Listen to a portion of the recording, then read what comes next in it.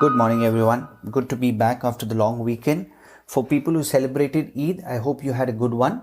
3 points that you can look to here in today's edition.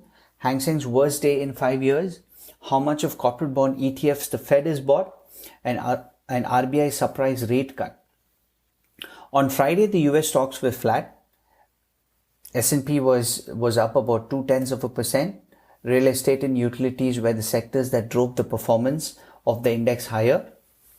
But a little more market volatility was on display across Asia to end last week, with the Hong Kong equity sliding about 5.6% in the wake of China looking to take a firmer hand in the territory. That marked the worst one-day performance in almost 5 years for the Hang Seng Index.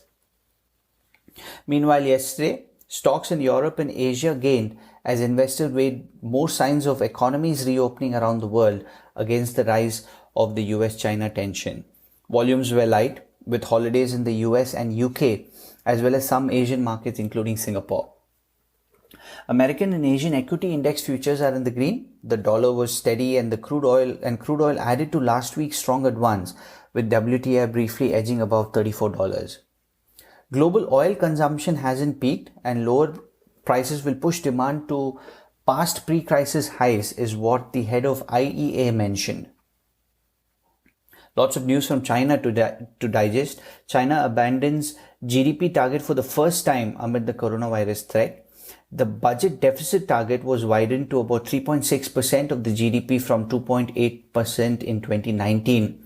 Now, the greater spending will be funded by issuances of sovereign debt and also local special bonds. In an unscheduled meeting, the Reserve Bank of India cut its benchmark interest rate by about 40 basis points to 4%. And extended a loan moratorium by another 3 months. Such action from the RBI comes ahead of this week's first quarter GDP report, which is expected to show a weakening economy before the full force of the recent shutdown arrived. Singapore Deputy PM Heng Swee Keat is expected to announce details of the fourth stimulus package. Final first quarter GDP is also due. But economists are expecting revised data to show a slightly smaller contraction than in the preliminary numbers, thanks to some export gains that we saw. April CPI may also show Singapore slipping into deflation, and industrial output could tumble as much as 7% from March. Japan ended its state of emergency everywhere in the country and made reviving the economy its top priority. Shinzo Abe said his government decided on a second extra budget on Wednesday, which could bring total stimulus to more than 200 trillion yen. That's about 1.86 trillion US dollar, which is about 36% of Japan's GDP. Phenomenal numbers to digest. New home sales may have dropped about 23.4% in April from March to about 480K, economists are predicting. That's something that we can look forward to today. Conference Board consumer confidence for May is also due today, and it's likely remained at about 87, which is about flat. Moving on to equities, Alibaba slid after projecting revenue growth will slow this year, reflecting post-COVID-19 economic uncertainty at home, as well as the potential for US-China tensions to disrupt its business. Stocks slid as much as 4% in Hong Kong yesterday. Now, this is after a drop of almost 6% in New York before the weekend. The e-commerce giant's forecasted sales growth this year of at least 27.5% to more than 650 billion yuan, down from the 35% previously and slightly below the analyst estimate.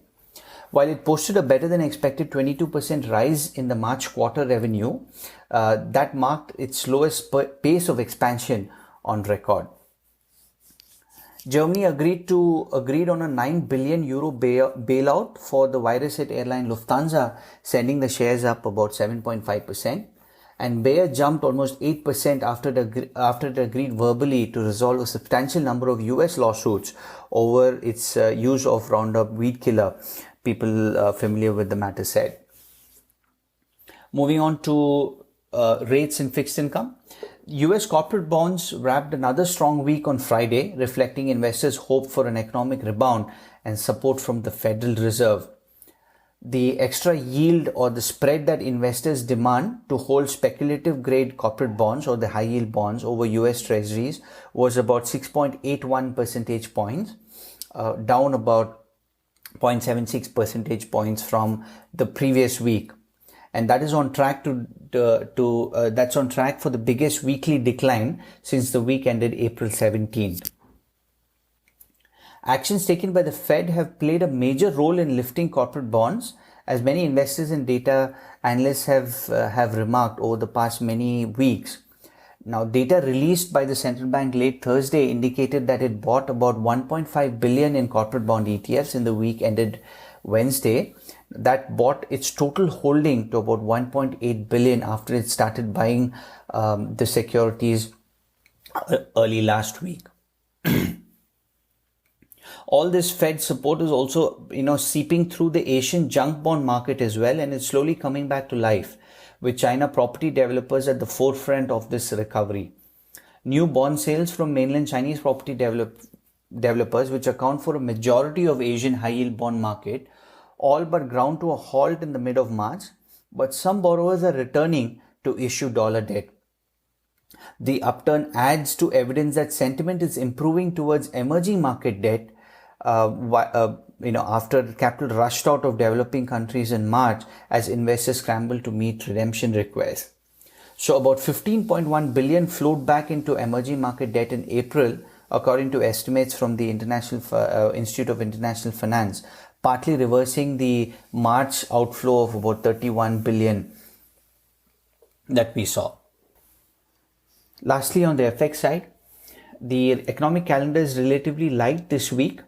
The most important US risk events would be consumer confidence, which should be stronger, revisions to the first quarter GDP numbers, personal income and personal spending data, which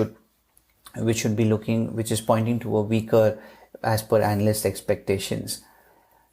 Fed Chair Powell also speaks at the end of the week, but other than that, I think the main driver for the greenback should be risk appetite, which we will, which is dynamic and which we will see how the week plays out. That's your market update. Thanks everyone, and stay safe and stay healthy.